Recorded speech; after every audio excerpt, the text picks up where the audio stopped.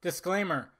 I will not point out any flaws of this movie. I will say everything that is good, everything that is great, because this movie is great, and this way... Yeah, right.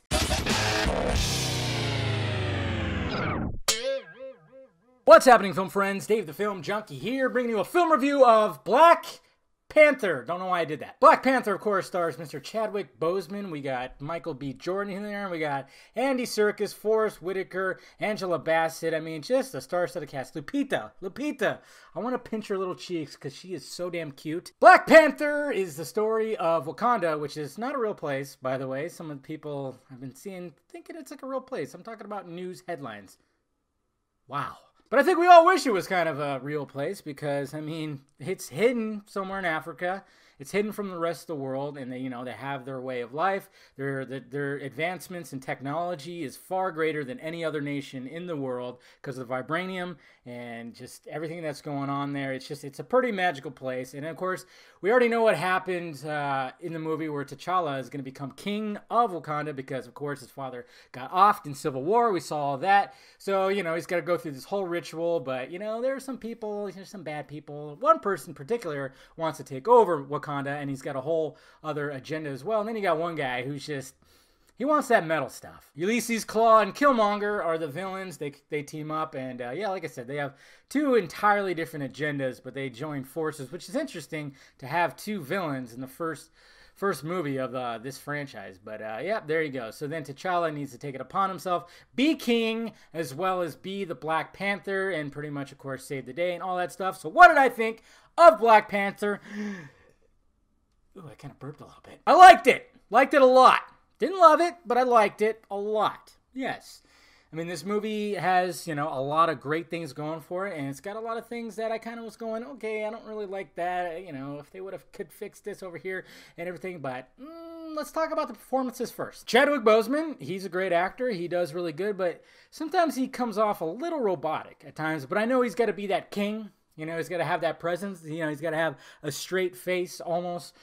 And then there's sometimes, though, where he lets the emotions run, and it actually works out very well. But I will say he does kind of get outshined by a lot of the other performances in this movie. Denai Guerrari, you know how I'm so bad with names, guys. You know that. And you know who I'm talking about. Her, Okoye. She played one of the guards, like one of his, soldier guards ladies. And she just kind of steals pretty much every scene she's in. She does some pretty interesting stuff with the spear. I mean, Lupita Nyong'o, she also does great. The little sister, Latia, right, who plays Shuri, she was kind of the more comic relief of this, but she's like the brains. She creates all the gadgets and everything, and she does a very good job as well. I mean, Angela Bassett, Forrest Whitaker, they all do a great job, but Michael B. Jordan, I think I liked him more than anybody else. I mean, even Andy Serkis. And the reason why is because there's a lot of good backstory, okay? There's a lot of good backstory with Killmonger, okay? Now, obviously with Marvel Studios films, the villains are usually lacking. I mean, we always go up, just typical, the Marvel villain's kind of weak because he's just an evil dude that just wants to do some shit, blow up some shit, steal some shit. Who cares? But you actually feel for Killmonger. You actually think and you go, yeah, I could see why this guy's pissed. I could see the basis of this little agenda that he wants to achieve. I mean, he's a piece of shit, killing a lot of people. He's got to be stopped. But yeah, I could see what he's going, and it's stirring up some emotions in the good guys. The visuals are pretty spectacular in here. The cinematography is great.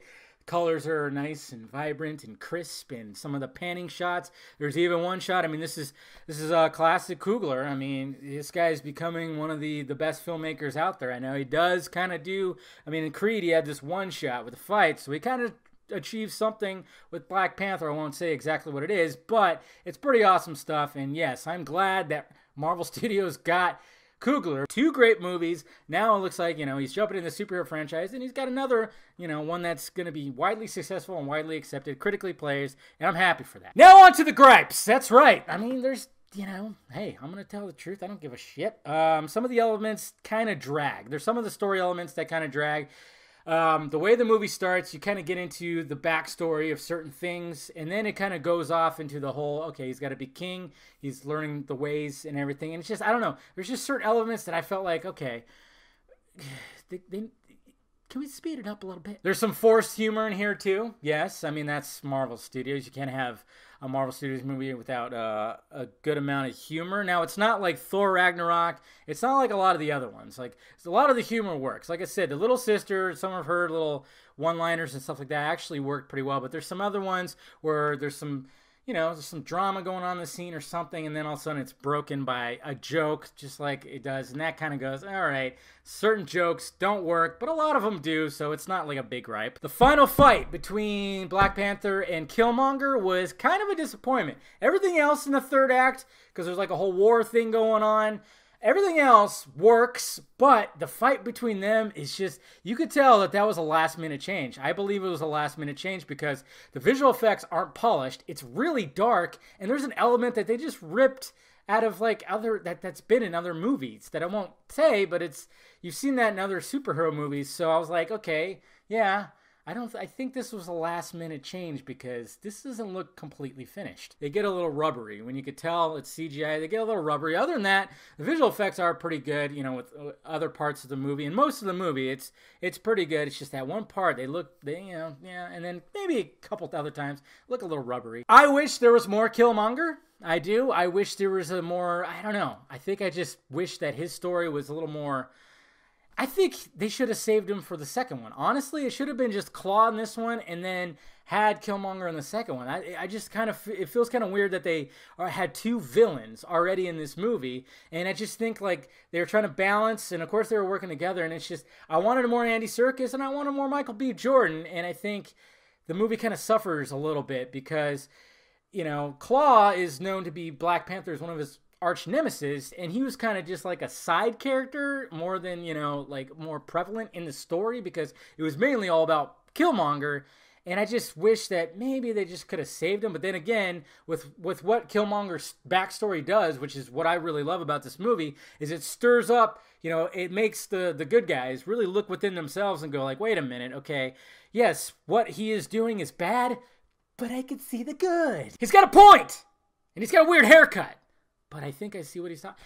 And that's what is really good about this movie is, and then especially when you have T'Challa really going, okay, wait a minute, were the previous people, did they do a good job? Am I cleaning up some of their mess, you know? And Killmonger, you know, his little backstory and things that unfold with him just kind of makes, you know, the good guy think a little bit. And that shows you that there's a good villain in this story. That was just a few of my gripes. Other than that, like I said, I enjoyed the movie, liked it a lot. I will definitely see it again, and I definitely recommend it.